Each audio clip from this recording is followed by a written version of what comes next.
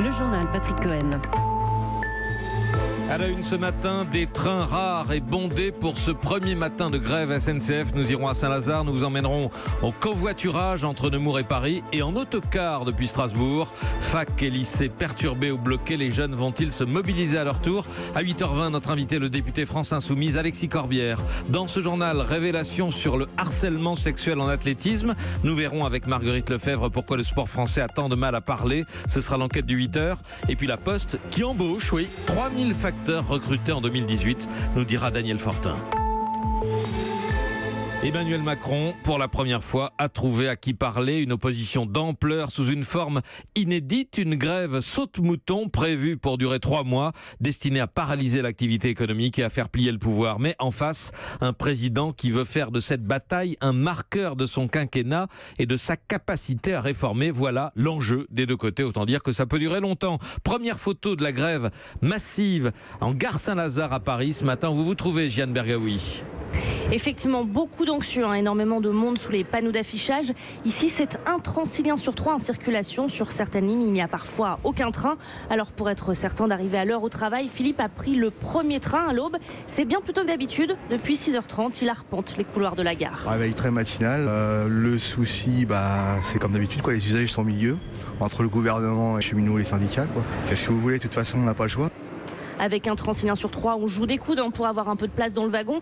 Marie-Ange vient du Val d'Oise. Pour elle, la cohue n'est pas finie. Saint-Lazare n'est qu'une étape avant de rejoindre son bureau dans les Hauts-de-Seine. Là, le train bondé à 5h45, c'est fou, quoi. Ça va être usant. Je ne sais pas si on va tenir sur le long terme. Je ne sais pas si eux vont tenir sur le long terme. Moi, je respecte le droit de grève, mais bon, il faut aussi respecter le droit des personnes à pouvoir aller bosser.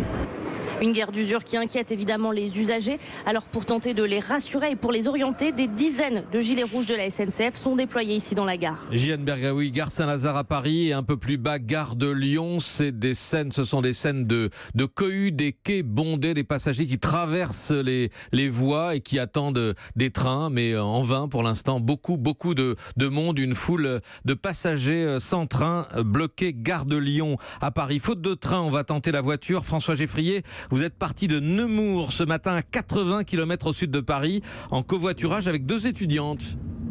Et avec même 3 passagères finalement. Et donc on arrive du côté de Fresnes, on est sur la 6.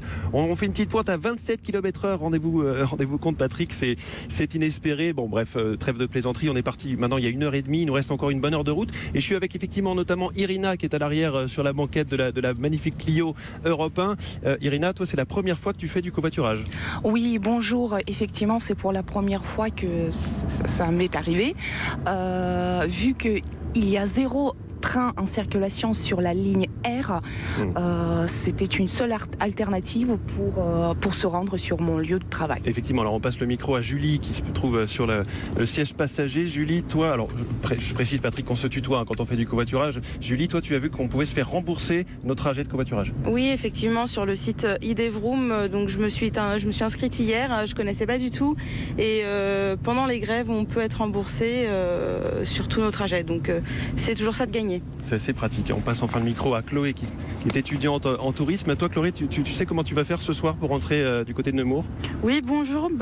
J'ai une solution d'aller soit jusqu'à Melun et ma maman vient me chercher, soit je rentre avec mon papa qui est directement sur Paris. Voilà, c'est pas forcément très simple de trouver une solution. Alors Patrick, il nous reste 16 km à faire, 52 minutes selon le GPS. On n'est pas encore arrivé à rue François 1er. Effectivement, François Geffrier depuis l'autoroute A6. On est à plus de 370 km de bouchons en ce moment en région parisienne. C'est presque le double de la normale, d'un matin normal. Après la voiture, l'autocar, solution de repli pour beaucoup en région. À Strasbourg, reportage Arthur Mbaché. 20h30, Anne-Marie tire sa petite valise à roulettes. Déjà, faut trouver le bus. C'est pas facile? Non, il n'y a pas grand-chose d'indiqué. C'est peut-être celui-là, j'en sais rien. Nous voici face à un gros car rouge. La retraitée plisse les yeux, c'est bien ça, direction Dijon. Presque 6 heures de trajet. J'arrive à 2h45, donc faut que je paye une nuit d'hôtel à Dijon parce que j'habite à l'extérieur de Dijon. Et que mon mari va pas venir me chercher à 3h du matin en pleine ville, quoi. Ouais, il est pas sympa. Non mais attendez, il a 70 ans comme moi. À côté, un bus vert direction Paris. Dans la soute, Pascal dispose les bagages des voyageurs. Bon, déjà d'habitude on est déjà pas mal, mais là c'est complet, chez complet. Il y a 79 passagers dans son car duplex, dont Fleurine, obligée de partir la veille pour ne pas manquer un cours à la fac le matin à Paris. 10 heures de route contre 1h50 en TGV. Elle se réjouit de redécouvrir les joies du bus la nuit. J'en ai jamais pris. Enfin si, au collège pour partir en colo, mais voilà, ça va être intéressant. Un peu plus loin, un habitué des trajets en car soupire. Il pense à la loi de l'offre et de la demande. À cause de la grève, il a payé son billet de bus 25 € contre 9 habituellement. Strasbourg, Arthur Elbaché, Europe 1. Air France aujourd'hui, 4e jour de grève pour de meilleurs salaires. La direction promet d'assurer les 3/4 des vols. Et puis situation qui inquiète le gouvernement. L'agitation à l'université qui menace de s'étendre.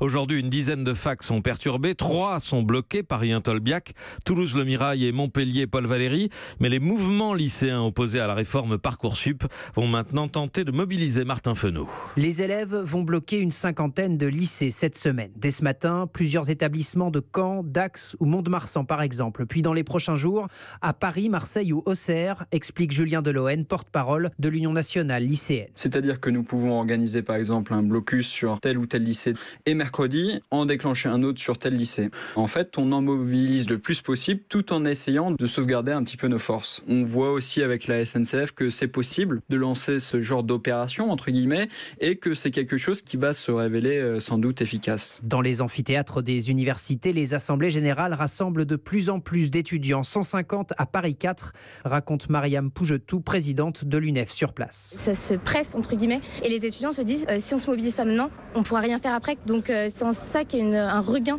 et une vitalité forte dans les esprits. Ce matin, c'est donc en assemblée générale que plusieurs universités décideront ou non de bloquer et de rejoindre ainsi le mouvement entamé ces derniers mois dans les facs de Bordeaux, Toulouse, Nancy, Rouen, Montpellier et Tolbiac. Martin Fenot, la grève à la SNCF et l'agitation dans les facs et les lycées. On en reparle avec notre invité juste après ce journal, Alexis Corbière. Europe 1, 8h07. L'actualité politique, c'est aussi le projet de loi Asile et Immigration débattu à partir d'aujourd'hui en commission des lois à l'Assemblée avec une mesure qui fait bondir les associations, l'allongement de la durée maximale de rétention pour les étrangers en situation irrégulière de 45 jours aujourd'hui à 90 jours, voire 135. Or, les centres qui les accueillent sont déjà pleins à craquer, Pierre de Cossette. Depuis le début de l'année, le taux d'occupation des centres de rétention a encore augmenté. Selon les chiffres du ministère de l'Intérieur, près de 90% des places réservées aux hommes sont prises, 10 points de plus que l'an dernier. Dans les tribunaux, le nombre d'audiences a explosé. Ces audiences obligatoires devant le juge pour aller au-delà des 48 heures de rétention ordonnées par les préfets. À Boulogne-sur-Mer, par exemple, on est passé en un an de 3 000 à 6 000 dossiers. Or, une fois sur deux, Laurent Fécard, juge des libertés et de la détention et représentant de l'USM, estime que les étrangers qu'il voit devant lui n'ont rien à faire dans un centre de rétention administrative. Je considère souvent que les motifs qui ont conduit le préfet à placer la personne en rétention sont dépourvus de base légale. Un citoyen syrien, libyen, irakien ne sera pas reconduit dans son pays d'origine. Et c'est pour ça que je leur donne leur remise en liberté. Parfois, il m'est arrivé de revoir des gens que j'avais déjà remis dehors, qui se sont fait de nouveau interpeller. Ça confirme le fait qu'ils ne sont pas expulsés. C'est du gardiennage, voilà. L'État fait du gardiennage. Et en allongeant le délai maximal de rétention, on court le risque de détentions arbitraires, affirment les magistrats et les associations, pour qui, sur le fond de la lutte contre l'immigration irrégulière, cela ne changera rien. Pierre de Cossette. En bref, après l'accident de manège qui a tué un homme de 40 ans samedi, l'exploitant a été mis en examen pour homicide involontaire. Les experts ont déjà constaté de graves problèmes mécaniques et d'entretien. Il manquait notamment une ceinture de sécurité dans la nacelle où la victime avait pris place. Une pause et dans un instant, enquête sur le harcèlement dans le sport et puis la Poste qui embauche à nouveau des facteurs. Europe 1. Il est 8h10. La suite du journal, Patrick Cohen. La Fédération française d'athlétisme dit prendre très au sérieux les accusations de viol et d'agression sexuelle lancées par 2 anciennes athlètes contre des entraîneurs de Créteil et de Fontainebleau. Une commission de discipline va se réunir bientôt. La justice est saisie.